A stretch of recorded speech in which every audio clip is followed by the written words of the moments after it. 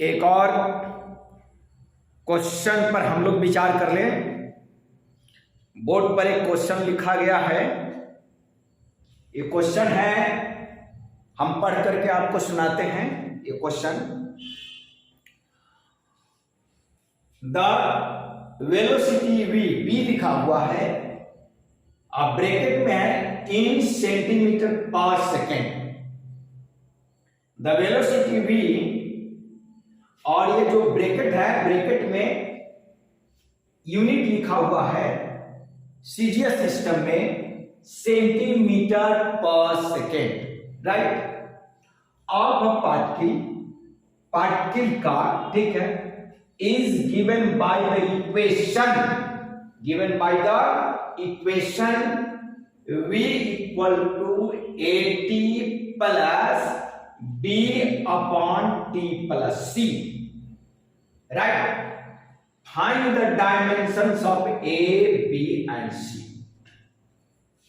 अब आप देखिए A, B एंड C, ये फाइंड आउट करना है, इसका dimensions, and V and T दिया हुआ है, वो टाइम, राइट। तो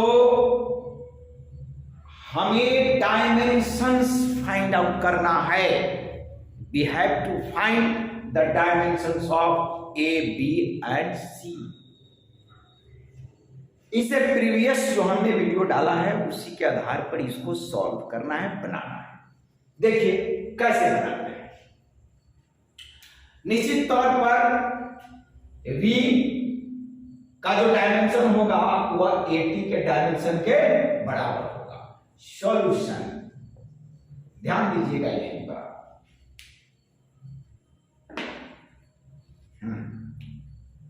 solution, right, V equal to AT, right. It implies dimensions of V, क्या लिखेंगे आप, LT minus 1, right, and this is equal to A and this is the time T whose dimension is T, right। Normal सी बात है।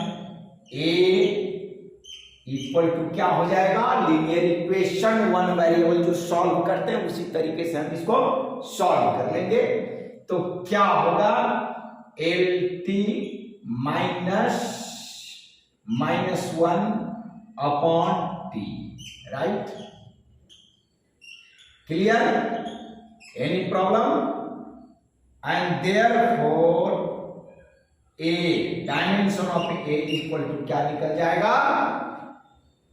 LT minus 2। Dimension of A निकल गया। Clear?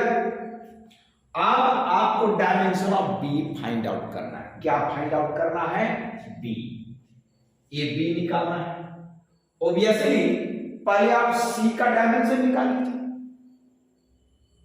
क्योंकि B T plus C है, तो जो T का डायमेंशन है वही C का डायमेंशन। चलिए, तो dimension of C equal to ये डायमेंशन ऑफ T लिख सकते हैं, राइट।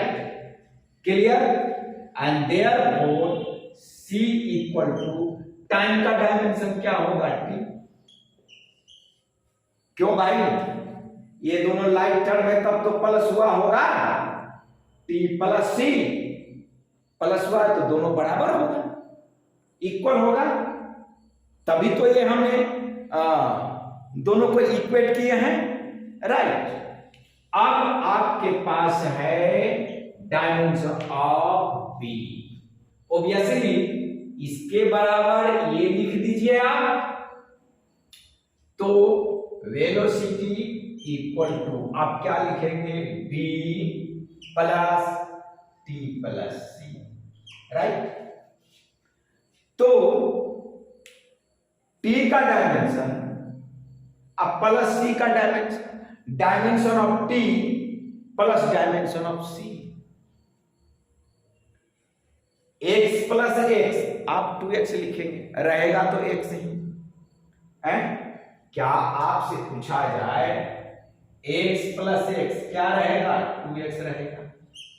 2 तो आपका क्या बन गया? फिगर, डिजिट जो डायमेंशन लेस होता है, और ये आपका x है।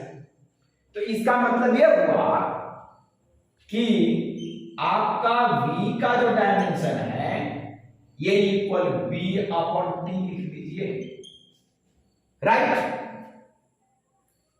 b upon t plus c, तो क्या हो गया? b अपॉन t ही तो है, राइट।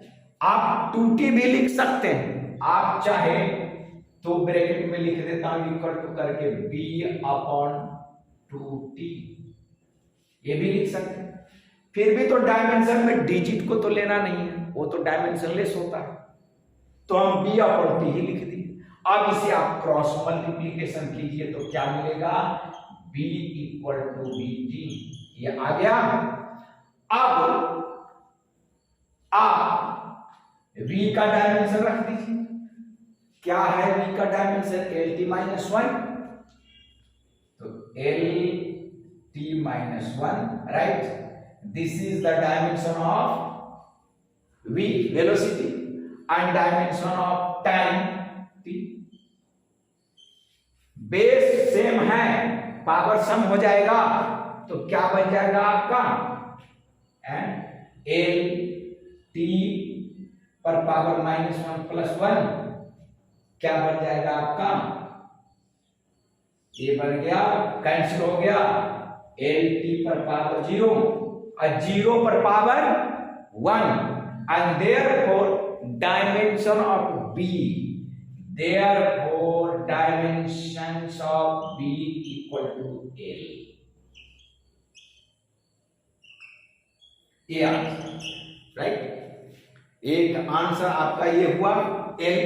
देखिए ना, t पर पावर 0 क्या हो जाएगा? t पर पावर 0 इक्वल टू 1, इतना तो एक्सपोनेंशियल पावर चैप्टर 7th और 8th क्लास में पढ़े होंगे। तो एक आपका यह है और एक आंसर ये है और एक आंसर आपका ये हो गया, ठीक। तो इस तरीके से डायमेंशंस हम निकालना सीखते हैं कि अगर कोई इक्वेशन दिया गया हो तो उसका डायमेंशन हम कैसे फाइंड आउट करेंगे। ये इस तरीके का 3-4 क्वेश्चन हम कराए हैं और भी आगे आपको मिलेंगे कि डायमेंशन से रिगार्डिंग जो भी क्वेश्चन है ये बन जाना चाहिए। ये आपका कॉम्पिटिटिव एग्जाम, ये क्वेश्चन जो है आपको कॉम्पिटिटिव एग्जाम सीपीएमटी में पूछा है। सीपीएमटी आज नीट एग्जाम हो गया है ऑल ओवर इंडिया के लिए।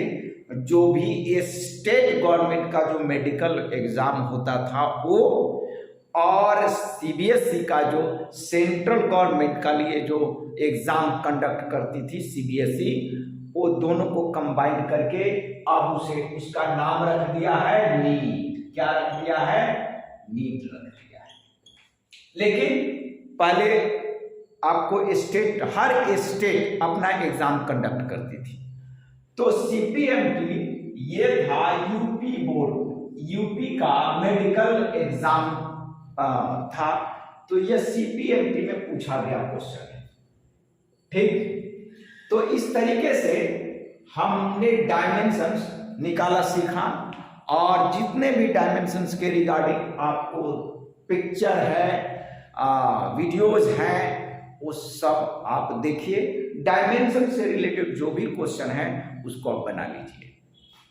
है ये क्वेश्चन IIT 95 में पूछा गया है और क्वेश्चन मैं पढ़ करके बतलाता हूं। In the formula x equal to 3yz square, x equal to 3yz square, ये फार्मूला दिया गया है, राइट।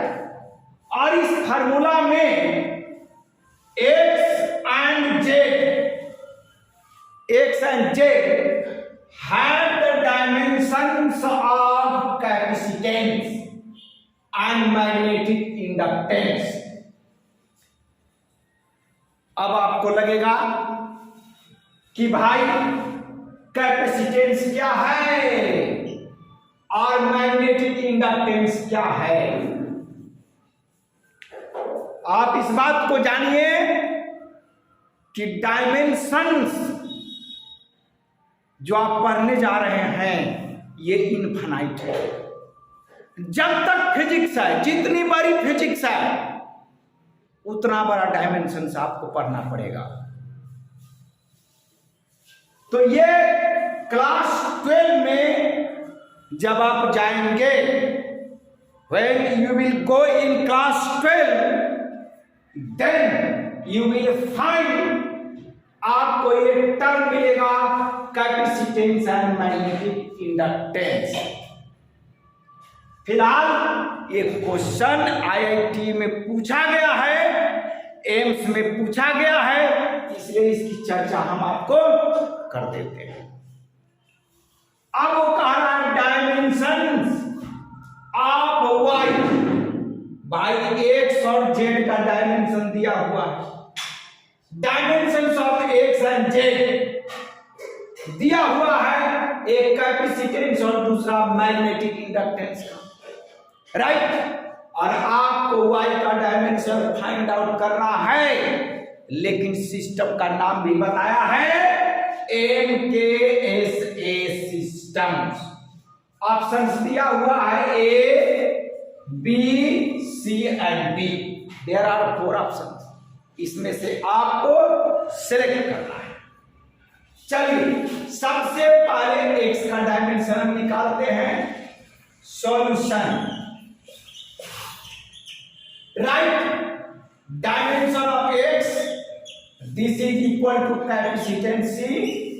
कैपेसिटेंस को C से डिनोट किया जाता है और ये होता है चार्ज अपॉन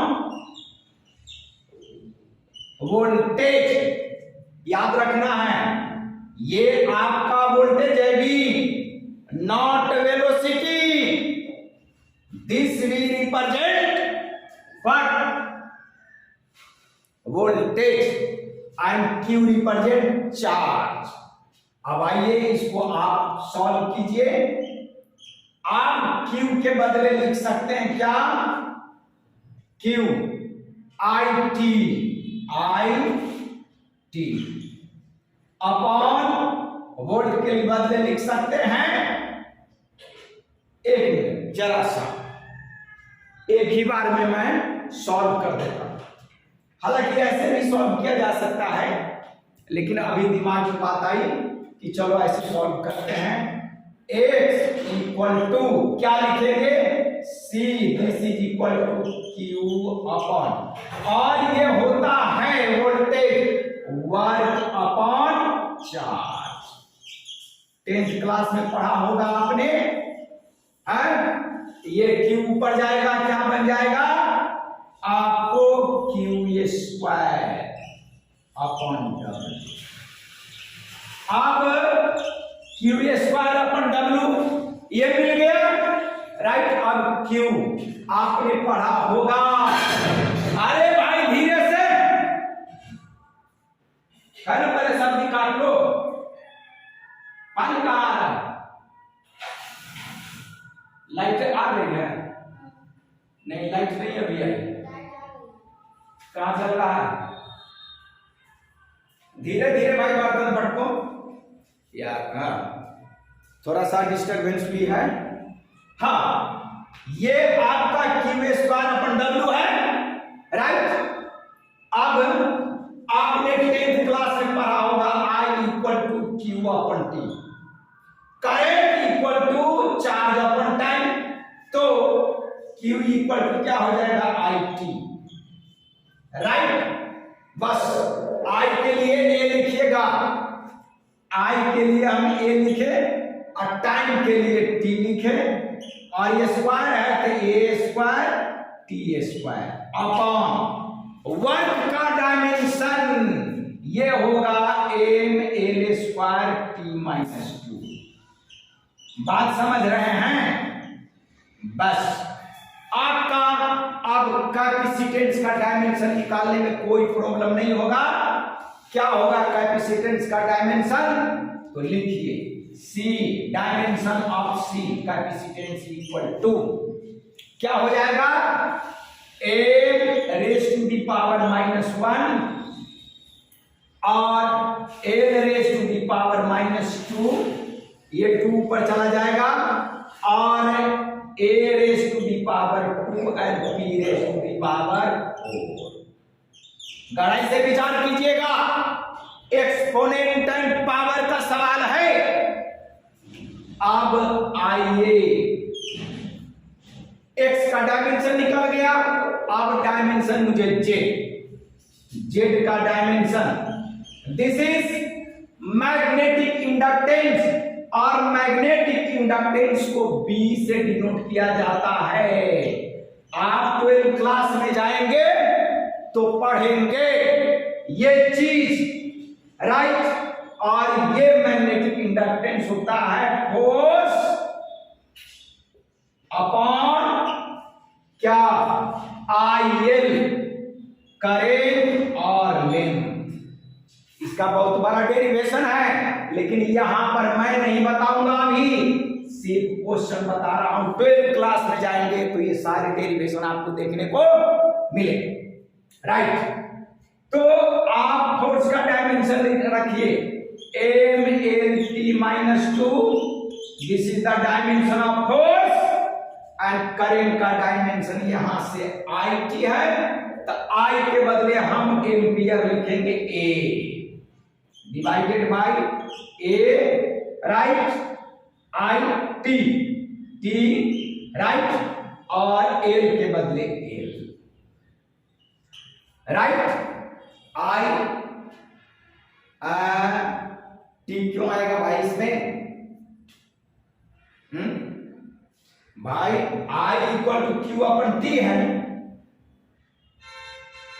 राइट। तो I के बदले आप लिखेंगे A और L के बदले L, तो फिर ये T यहां पर क्या कर रहा है? इसको मिटाइए, इसको मिटाइए आप, राइट।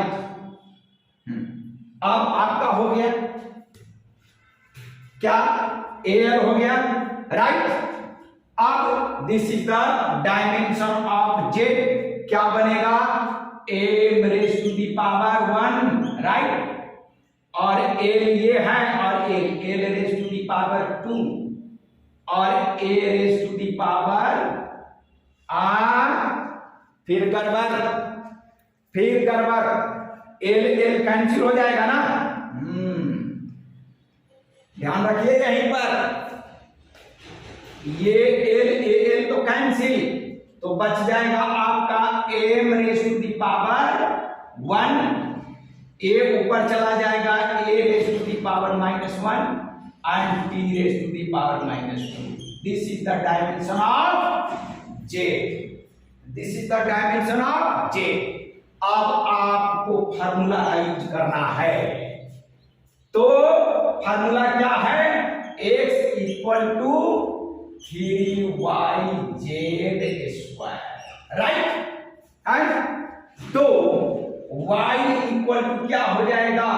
x/3z², right. अब x का डायमेंशन पुट करेंगे 3, ये डायमेंशन लेस है, all digits are dimensionless, so 3 क्या है? Dimensionless. तो हम क्या करेंगे? यहां पर x का डायमेंशन यहां से पुट करेंगे, because x capacitance and capacitance का डायमेंशन क्या है? m⁻⁻1, right, L⁻⁻2, A⁻2 and T⁻4। देखिए, this is the dimension of capacitance. हमने कैपेसिटेंस का डायमेंशन रख दिया, स्क्वायर ब्रैकेट के अंदर इसको बंद कर दिया, एंड डिवाइड कर दिया। जेड का डायमेंशन हमारा ये है, तो और उसका हम स्क्वायर करेंगे तो हमें मिलेगा क्या, m पर पावर 2 स्क्वायर है भाई, जेड स्क्वायर है, तो इसके हर एक पावर में 2 से मल्टीप्लाई होगा, a raise to the power -2 या -1 है तो -2 and t raise to the power -4। Right, clear. अब हम क्या करेंगे, लिखेंगे m ऊपर जाएगा तो m raise to the power -3 बनेगा, और a तो नीचे है नहीं तो ऊपर वाला ही रहेगा -2, और a पर power 4, a raise to the power 4 and t raise to the power 8। Exponent और पावर का नॉलेज 7-8 क्लास के मैथमेटिक्स का नहीं है तो ये क्वेश्चन बनाने में आपको परेशानी का सामना करना पड़ सकता है। अब आप देखिए ये किस ऑप्शन में है, सी, ऑप्शन नंबर सी, तो सी में टिक लगाएंगे। क्लियर। इसके आगे वाले जो वीडियो है उसको भी आप देखिएगा, उसमें बड़ी इंपॉर्टेंट क्वेश्चन है, और हमारे यहाँ सर्वेंट आती है खाना बनाने के लिए, तो थोड़ा बर्तन उर्तन हड़बड़ डरबड़ होता है। हम सोचे कि वो 9 बजे आएगी, वो आ गई 8:30 बजे, तो इसीलिए थोड़ा डिस्टरबेंस हुई है, लेकिन इसके लिए आप चिंता नहीं करेंगे। धन्यवाद।